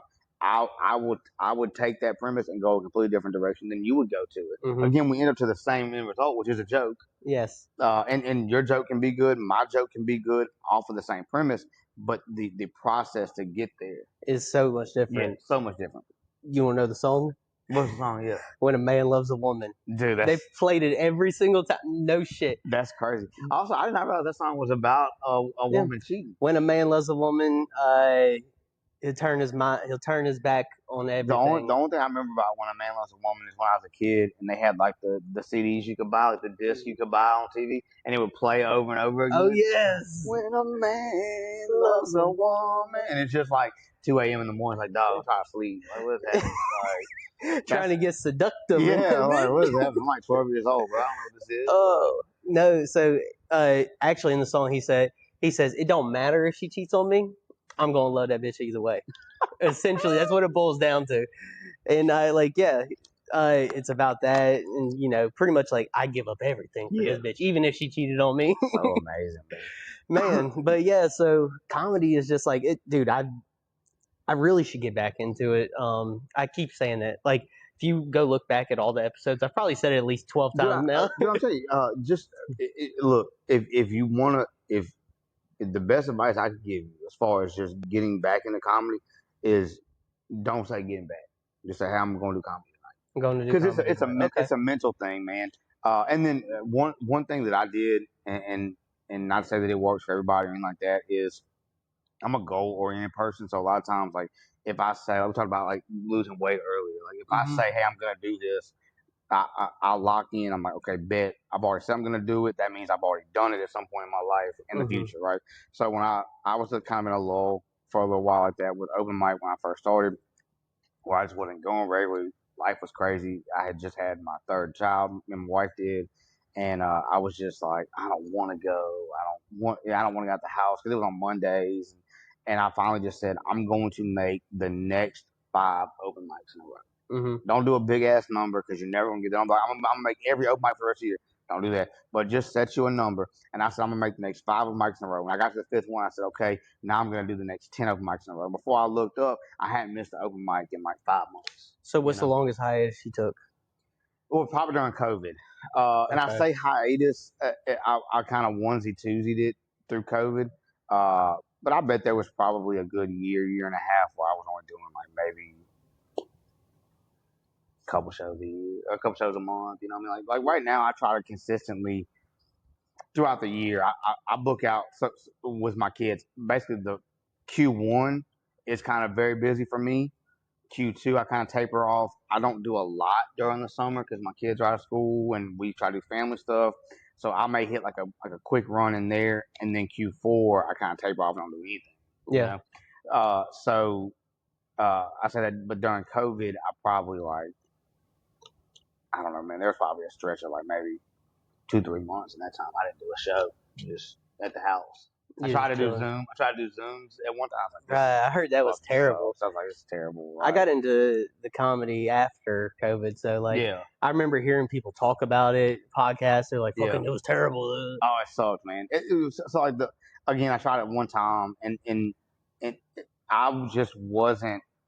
I wasn't in a headspace to try to be funny over Zoom. I also was just like, there's no, you'll be in the middle of a joke and then somebody would get the last one, and so they would be laughing, and it's like, or if everything's muted, like you can just see, you don't hear the laugh. Yeah, you get the fucking virtual claps. Yeah, dude. Yeah, man. So, but yeah, and then as far as like open, when I first started open mic, there was probably a time, maybe about a good 3 months, where I was thinking of open mic. Just like, again, life just gets busy, man. And also, there is no time frame, man. Like, dude, I just did Bay St. Louis with Andy Huggins.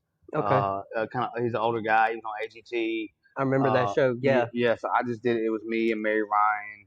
Mhm. And God, Mike's My last wife name wanted me to is go to gonna that show, slip. bro. I should have. Yeah, you should have came out. I Man, you should should have hit me came. up. Yeah.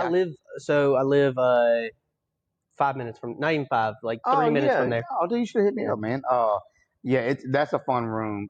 Gina Gomez runs a really fun room down there. For that one. But I was talking to Andy backstage, and I think, man, he didn't get like a big break. He's old as fuck.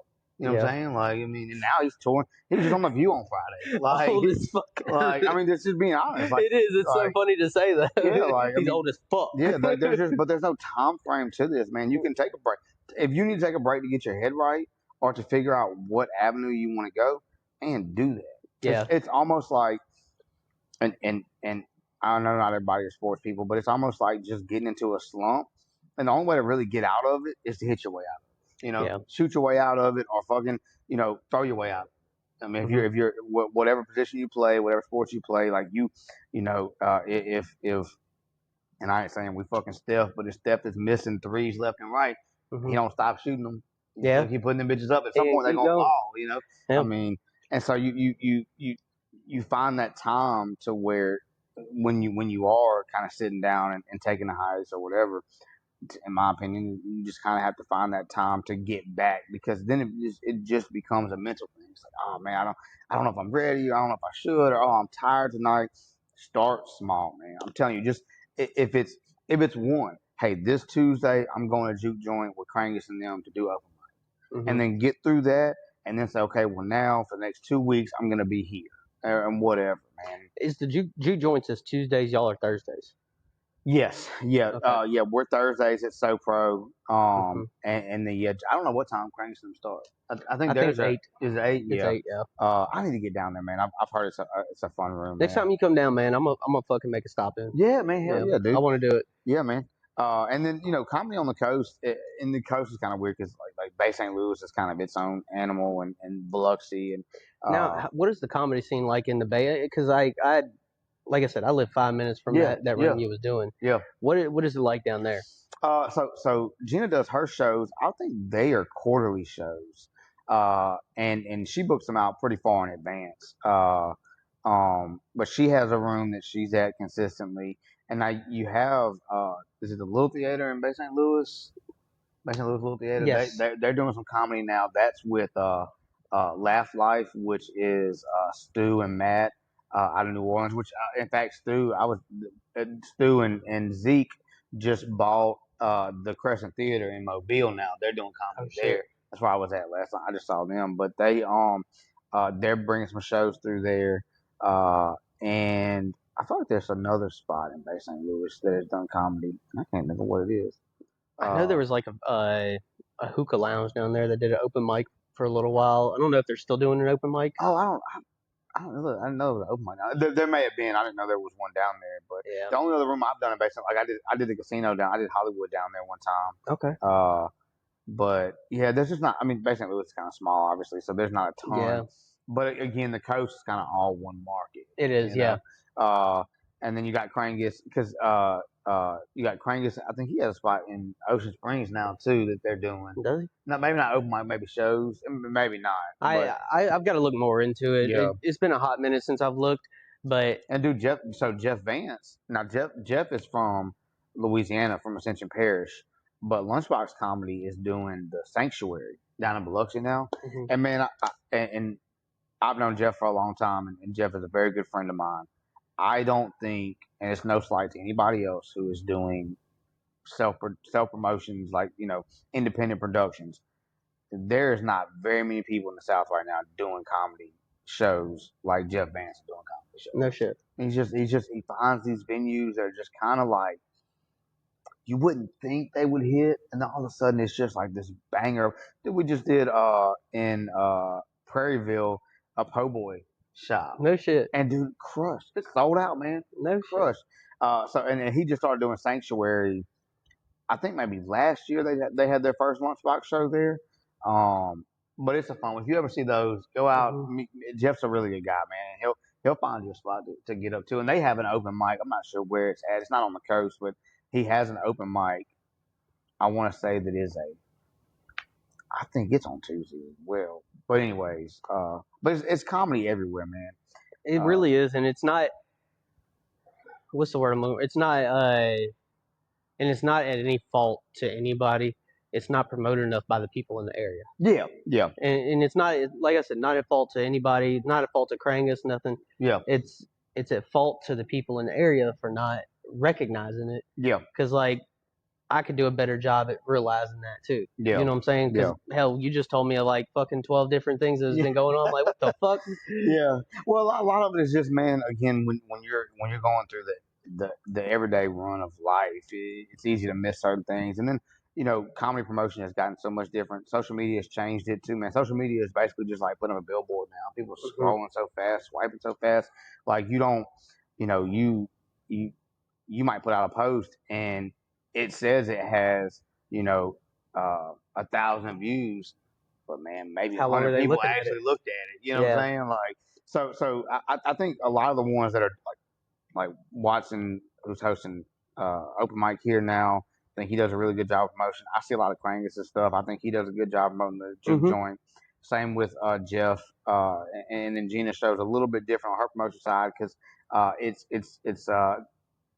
sells out every time, but a lot of it is like some of the same people because they just enjoy comedy. They're on the email list and they get out. Same with Wody. I think the promotion isn't the problem as much as it is the fact of like, and this probably won't sound bad. I probably shouldn't say it, but as much as it is as much as it is a as much as it is the talent is too spread out in my opinion. Yeah. So there's not a lot to, like, and I'll use me for the example. And I'm nobody special, but I've never gone to juke joint. I consider myself, and I feel like I'm one of the more consistent. I won't say one of the bigger, but more consistent comedians inside of Mississippi. There's no reason why I shouldn't be at the juke joint at some point because that's an open mic. That's a scene that is being cultivated for comedy in Mississippi. There's no reason why at some point I shouldn't have gone through there. Just to show love and just say, hey man, this is amazing. Thank you for putting together this thing. That is giving an outlet or a stage or a mic to people. And there's some other people that have started here recently that are doing a good job, of doing those things, man. But that's one person I need to get on is Krangus. Yeah, Krangus is good, man. And dude, so, like even like Jeff and them shows going to Louisiana, man. Again, I tell people all the time, if you get to a point where you have 5 minutes and you can get it on film, get it, send it out, the worst somebody's going to tell you is, nah, I don't have a spot for you. Yeah. Well, like, I go on to the next person, But there's definitely a lot of comedy in Mississippi. There is a lot of talent in Mississippi. And there is a lot of opportunity in Mississippi that people just don't realize. Yeah, I think I've brought you up on the podcast probably about a good 8 or 9 times now. Like, I appreciate that, man. Yeah, absolutely. Yeah, and I brought up Dustin. I brought up Austin before. Yeah. Because like I want people to know, like, we've got comedian, and we got damn good comedians down here. Dude, I think Mary Ryan is kind of on a next cusp. Like, social media wise, she has it. Her writing is phenomenal, man. Her stage presence is phenomenal. Like, I just saw as I was driving up, I was scrolling through Instagram and she popped up. Oh, dude. She was driving, I think it was from New Orleans or something. Yeah, going over the bridge. Yeah. Oh, that's funny. I saw that. I was like, oh shit. And she's somebody, man, that again just stacking days. I mean, you think Mary Ryan's only been doing comedy for I think 4 years now, maybe 3 years. But she's been doing it longer than 3 because I did 3. It's been 3 years. Maybe 4 years. Man. Yeah. But either way, like, man, just again, like a talent who is talented, but also knows the process to get the most out of it. Because I'm gonna tell you, man, and you look at other people, like I think that there's probably a handful of comedians that you can look up in the next 10 years from the state of Mississippi, and they'll be household names. Yeah. Hopefully, I'm in that conversation at some point. But I think that you already are, to be honest. I don't know about household name. I think you are. Because if I could bring you up to somebody and they're like, okay, well, let me look at him. Yeah, And they're like, oh shit, I think I've seen him before. yeah, Even yeah. if you get I think I've seen him before, like, bro, that means something. The funniest thing, this is the first time it's happened, and it was kind of Your household name today, 90th. Let me tell you that's that. true. Okay, oh yeah. Well, first of all, that's family. That's Yeah. why. Yeah, you know, Because everybody brings you up to me. really. And Oh no shit, man. they're like, you should have Ben Compton on. I'm like, brother, I'm working on it. Brother, I'm working on it. Hey man, look, well, 890 is his family, man. So I'm glad they still see me and look at me. They love But you there, man. yeah, man. It's wild to think that again, starting comedy 10 years ago, I never would have thought 10 years would go so quick. Mm-hmm. But also, if you'd have asked me, hey, what you gonna be doing in 10 years of comedy, I would have never thought I'd be, I never thought I'd be where I am now in both the good and the bad. I think at some point in time, I would have thought I'd be a little further along. But I think I'm at a place now where I am very comfortable.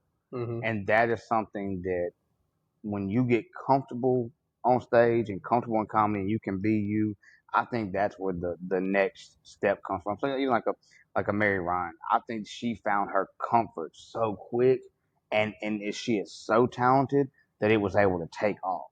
Mm-hmm. I was so, man, even like Heart of the City, man. And a lot of people bring Heart of the City up and it's funny because I won't say his name because I don't fucking like him. But there's somebody who is here in Hattiesburg that was like, "Are you talking about the Heart of the City stuff or whatever?" Because some people don't like it. A lot of people got passed up for it. A lot of people, whatever, when it happened. But I was only 3 years in the comedy.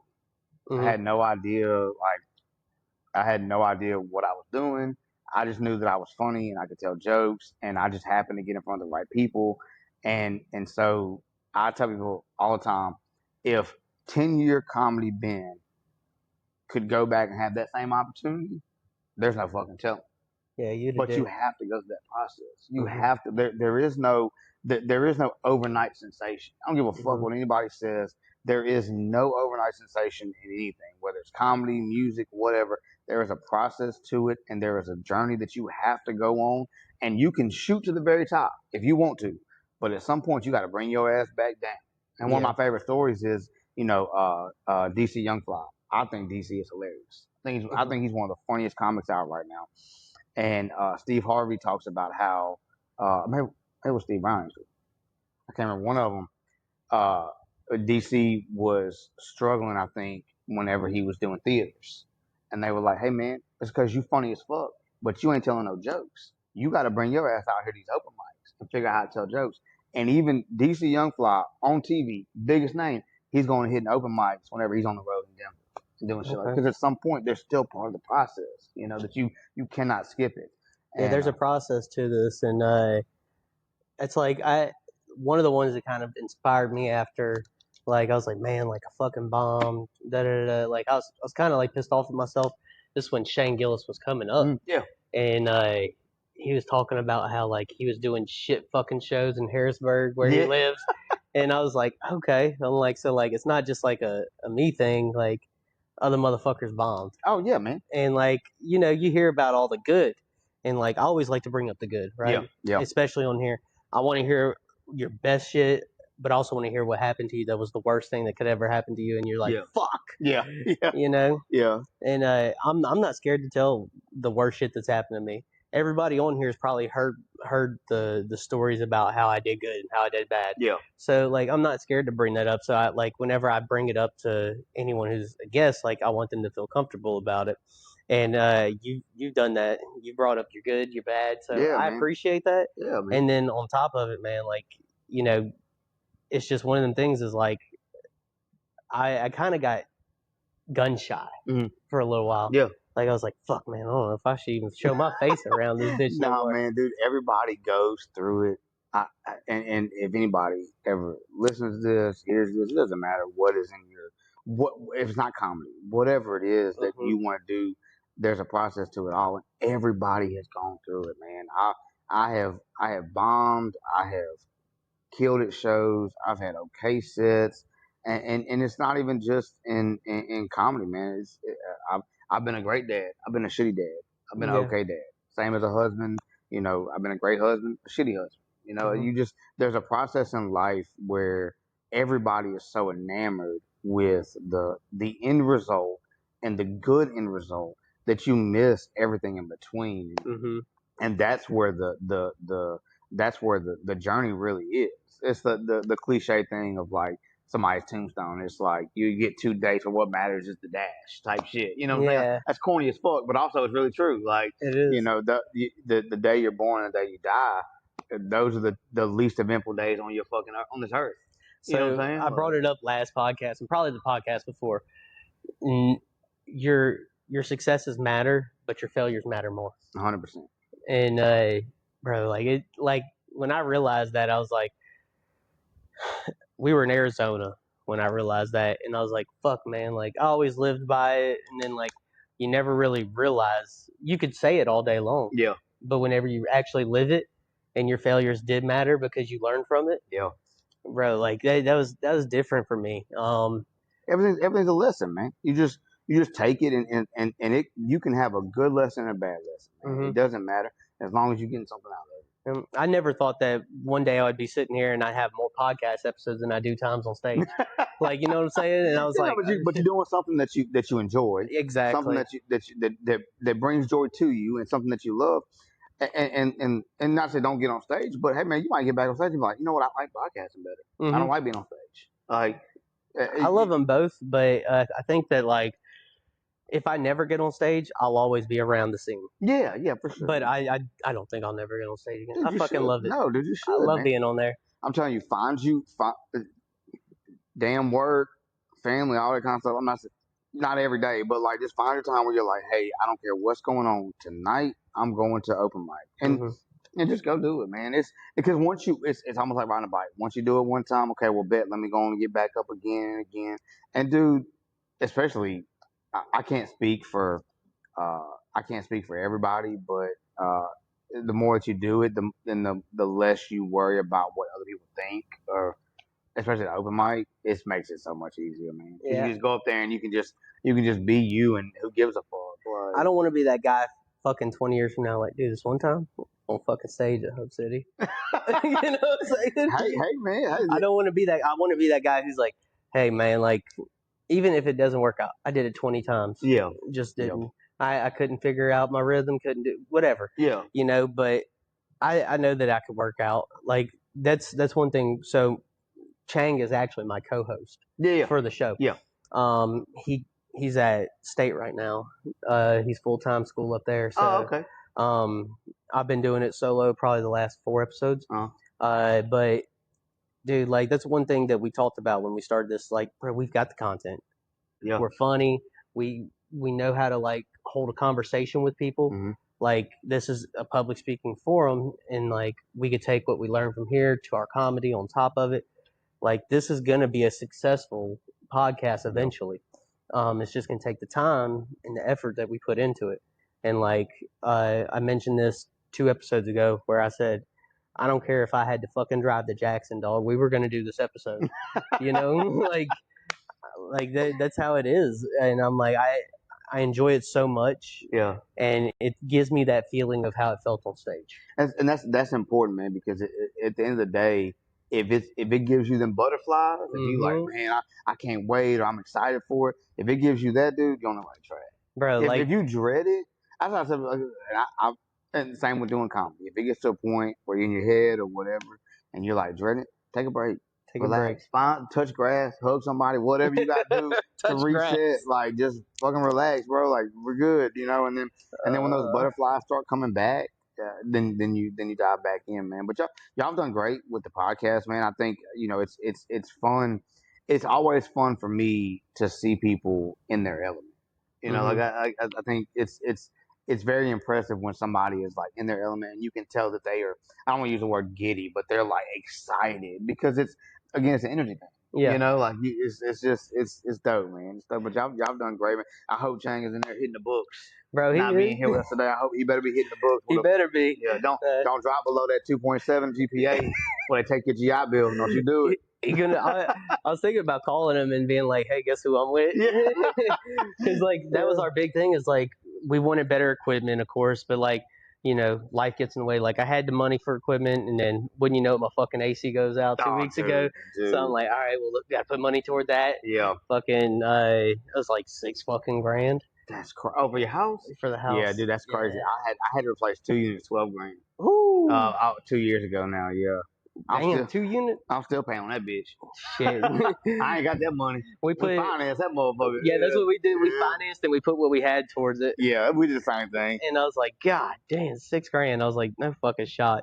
But yeah, man, like life gets in the way. But I said I can't put this off because like I seen you was doing a lot lately. Yeah. And I was like, bro, I know he wants to get some of this out. Yeah. He wants to tell what's going on. Yeah, man. Like you got a podcast now and shit too. Yeah, so me and Devron just started.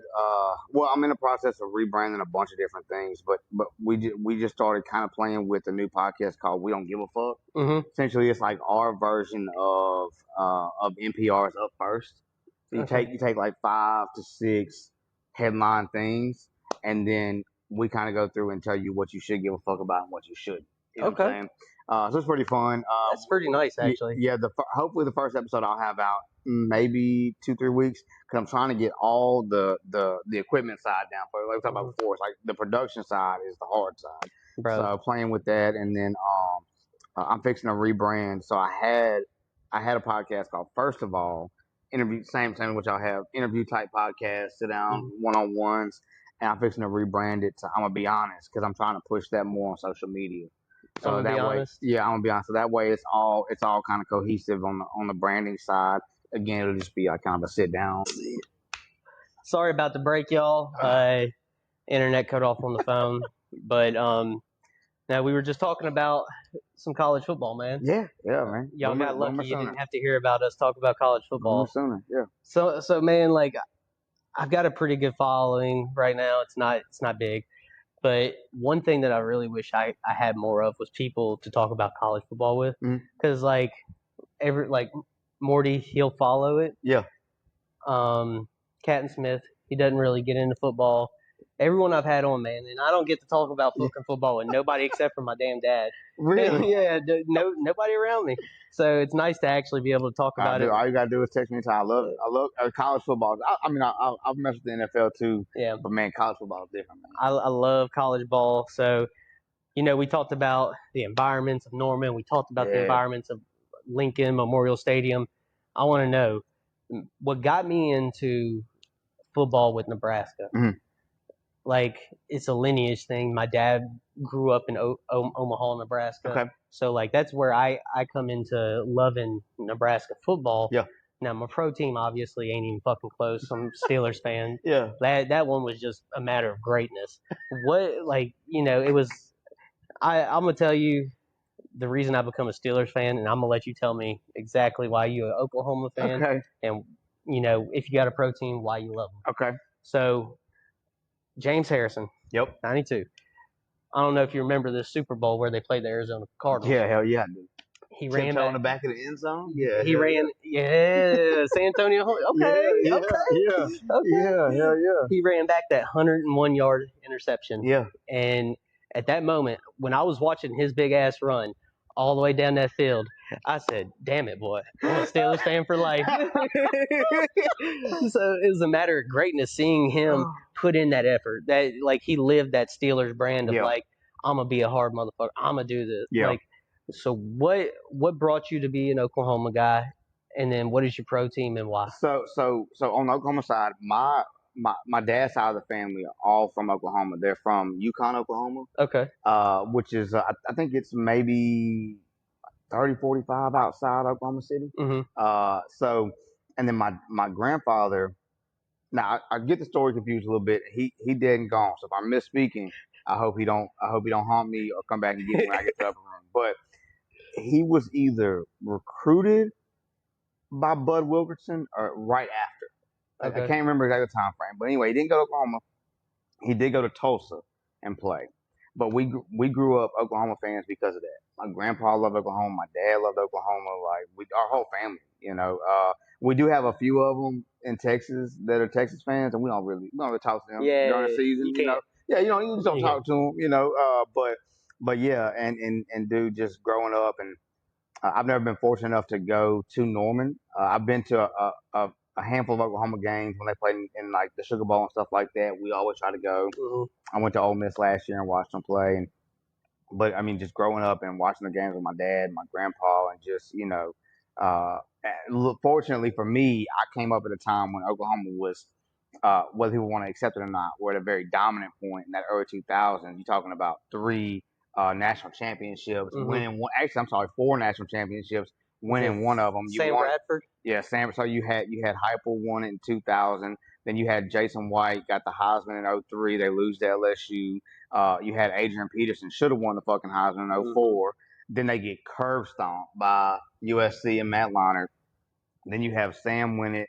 You have Sam win the Heisman in 08, get beat by Florida that year. And then after that, it was kind of a dark time. Even when they were like, man, them Landry Jones years were good, but they were not great. No. And then obviously Baker comes in, man, and just flips the program. Baker is such a fucking player. Like I love Baker.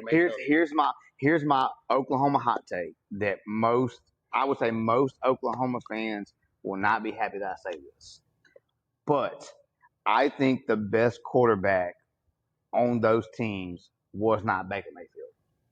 It was Kyler Murray. Kyler Murray, yeah.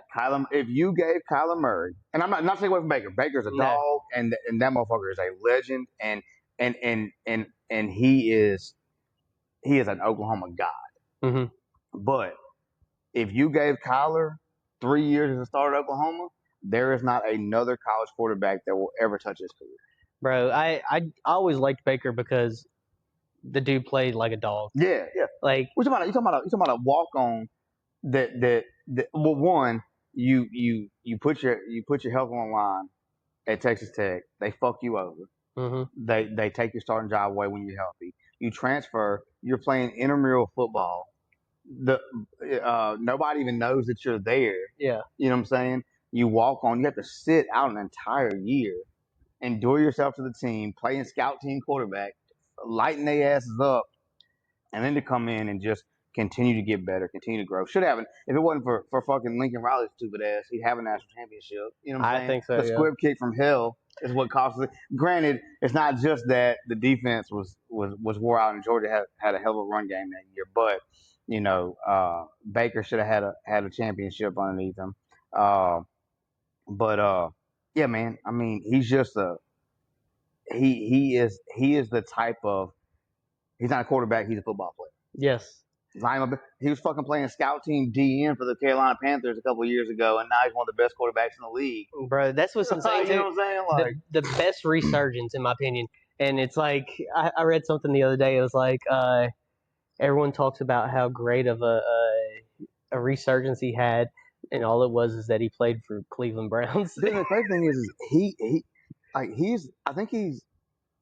I want to say already, I think he's like in the top 10 of passing yards for Cleveland or whatever. And I think as of today, if he had stayed with Cleveland, the yards that he has, he would be the all-time leading passer in Cleveland. They just botched that whole situation. Bro, Cleveland botches everything. Fuck Cleveland. Fuck Baltimore. Yeah, true that. And the fucking Cincinnati Bengals. Especially Baltimore, because they fucked me over in week 1 of fantasy because I had their defense, and boy, they couldn't stop. Don't fucking bring that up to me, dog. I love fantasy too. The professional side though, man, it's Who Dat Nation all the way. Yeah. So I'm from Picayune, so we're just right there across the bridge from New Orleans, and I grew up a Saints fan, and even through, everybody talks about how bad they are, and I was like, I don't give a fuck. They've been a lot worse. They have, yeah. And this is just like one of those things, man. I'm the Saints fan that doesn't matter where I go, I'm gonna wear a Saints jersey. Yeah. Like the Super Bowl this year, I was the only one there that had like on Saints. Like, I don't give a fuck. I don't wear this. Like, do that, baby. Like, unless I'm going to a college game. So Saturdays is for red. Yeah. Sundays is for black and yellow. I have a Oklahoma shirt I wear every Saturday. I wear Oklahoma shirt, these pants, and I have a pair of all white Air Maxes that I wear. That is my uniform for the Oklahoma game. After the Oklahoma game's done, that shit comes off. And even if I gotta go home, I'm gonna change into that shit before the game starts. And then on Sundays, man, I try to always have a little Saints gear on. Somewhere. I'm so bad about rituals, man. So my wife fucking laughs at me. I will not wash a jersey for fucking I didn't wash my Nebraska jersey till we lost yesterday. Damn. 4 weeks, dog. I won't. I will not. I will not wash it. I will fucking hang it back up. It'll sit there like it's brand. I don't care if I got food all over it. No, I wash it. My wife won't let that shit fly. I can't. Like it. I'm so like my wife hates it, but I'm like, hey, what do you want us to fucking lose? Yeah. You fucking like Michigan? In fact, go stand outside of this game over with. Yeah. Shit, man. But yeah, dude, I love, and I think the Saints. I think they made a good hire with Kellen Moore. I say that. We'll see. I also just think that, this is I don't know. I guess you could say anywhere, but I feel like New Orleans is kind of similar to Green Bay in a sense of, or even like a Pittsburgh in a sense of like it takes a certain person to be a player there in the sense of like endure themselves to the city and play that style of ball. And I think where the Saints fucked up the most is they gave up on Jameis too quick. Yeah. And I think Jameis is the perfect quarterback. Granted, bro's gonna turn the ball over. I get it. Like, but he's willing to take the shots. He would, and the way I say that he did is because like how I think it was they were playing the Falcons. They were playing the Falcons, and they put Jameis. New Orleans was up big. Put Jameis in the second team in, and was it Jamal Williams played for Detroit? He came over to us in free agency. Yep. And he hadn't had a rushing touchdown yet. And they were at the line, and Dennis Allen called the kneel, told him to kneel the ball. And Jameis audible to let him run in for a touchdown. And fucking Dennis Smith out there apologizing. Or Dennis Allen, I'm sorry, Dennis Smith. Yeah. Dennis Allen out there apologizing to everybody. I don't know why Jameis did that. I don't like that shit, man. Get fucked. Like, what are you talking about? Like, I hate when dog, like, let your players play. Like, I see the Oklahoma back screen now. Dog. Okay, it's for real. It's real life. Yeah, okay? Yeah, man. Yeah. No, so I hate that. Like, if you look what Nebraska just did to these fucking guys, 68-0. Yeah. Pitched a shutout and beat the fuck out of them. Like Matt Rule said in the locker room, he said, I don't want these motherfuckers to want to come play us again. He said, that's how bad I want this. Yeah. He said, I want people to say, I'm not going to Nebraska. I want us to pay extra for an FSC team. Like, dog, I love that. Yeah. I love a coach who's like, let's run the score up.